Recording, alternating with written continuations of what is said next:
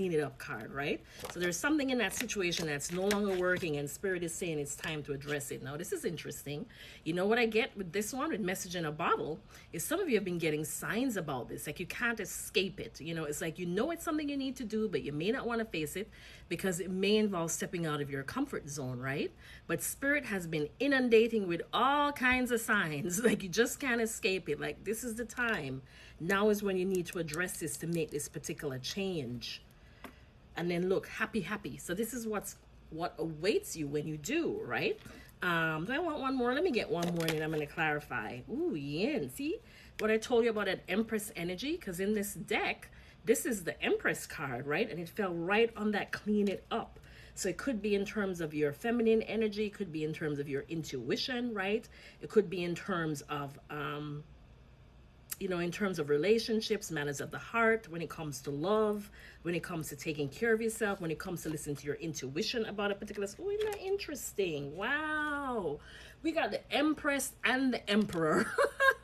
This is like not something that happens very often. You've got the yin and the yang card.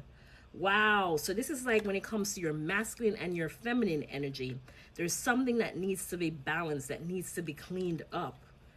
So you know what it is? It's one of those where you need to kind of like go within, listen to your intuition, but at the same time, when you're listening to your intuition, you also need to take action. So it's a balance between your active side, which is your yang energy, right? And your more passive intuitive side, and bringing those into balance. It could also be too, you know, if we just go 3D, look at the bottom deck, you have higher power. So some of you are being led by the divine right now. And I'm also hearing that the divine could also be intervening in a situation right now and kind of stirring the course of events, right? But the other thing I was going to say is this could also pertain to just, if you're looking at it from a 3D aspect, divine masculine, divine feminine, or an emperor and an empress sort of energy, right? So in terms of a relationship, maybe a couple, like a married couple, because the yin would be like the empress and the yang would be like the emperor. And there's something in that relationship, could be a marriage, that needs to be addressed, that needs to be cleaned up, right? But let's clarify and see if we get some more specifics. So let's clarify, clean it up. But that's what I'm picking up intuitively. It's like there's something awry, there's something that needs to be addressed.